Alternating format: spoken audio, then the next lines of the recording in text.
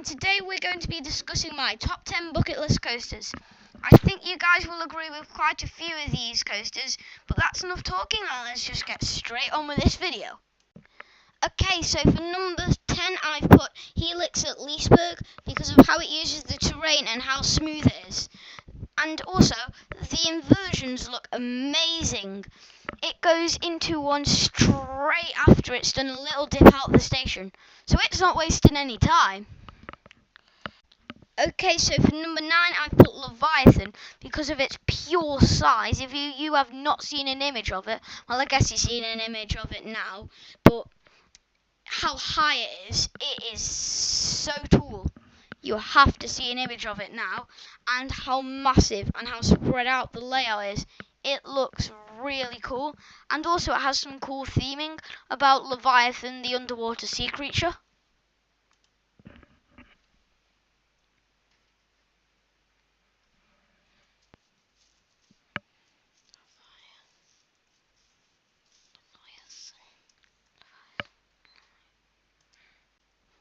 Okay, so for number 8, I've put Maverick for being an intense high-paced ride.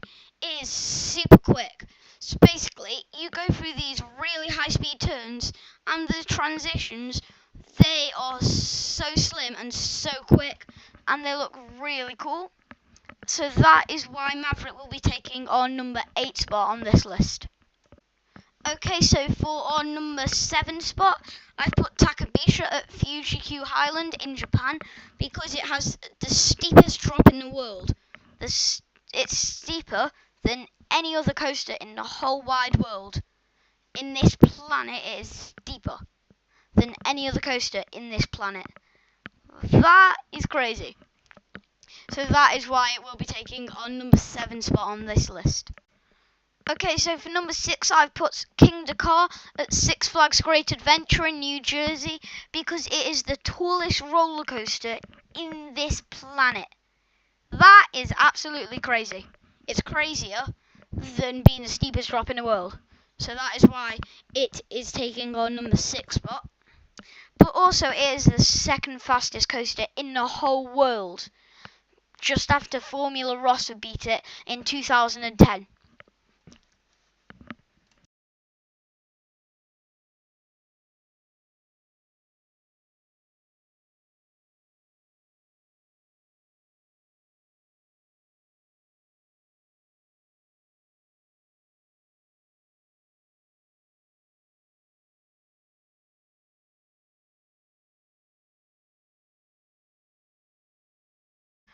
Okay, so for number 5, exactly halfway in our list, we have Twisted Colossus at Six Flags Magic Mountain in California.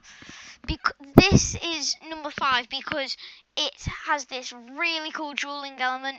Most of the time it duels. I say most of the time. Sometimes it does, sometimes it doesn't. I've heard that it's typically more not often than more often.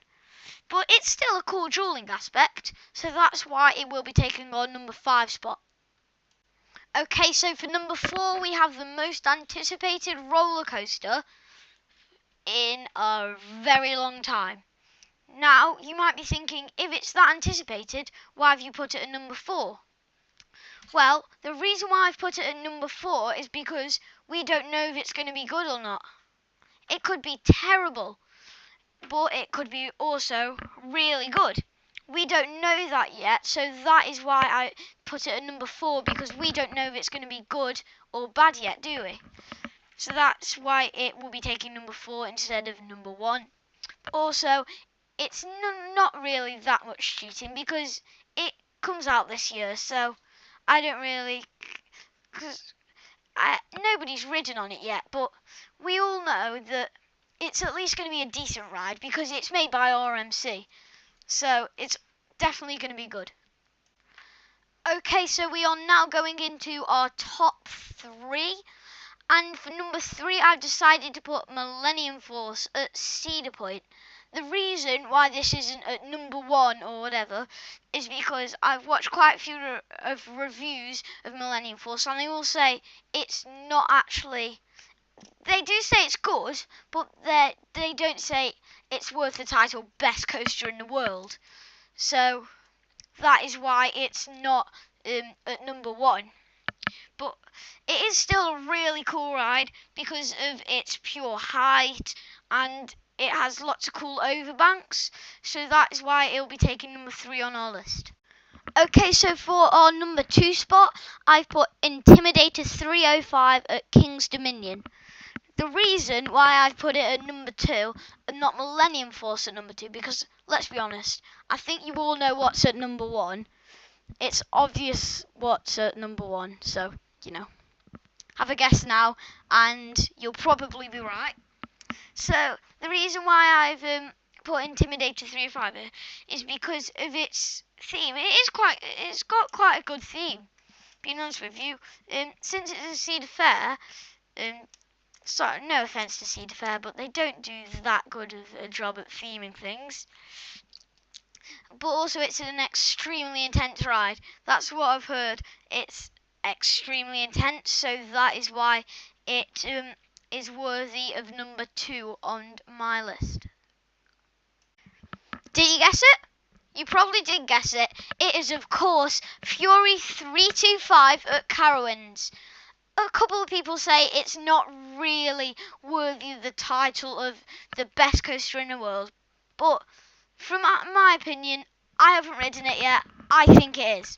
It just looks so cool. If you have never seen a POV or off-ride POV, whatever, just go watch one right now. It is so cool. It has so many really cool elements. For example, it has the treble clef element, I think it's called, where it dives under a bridge. That looks amazing. And also of the pure size of it. And I've heard from people, it's not as intense as Intimidator 305, but it's still quite intense. So that is why it's worthy of my number 1 spot on this list. But unfortunately, that's going to have to end this video today. But I will see you guys later, and I hope you have a great rest of your day. Bye!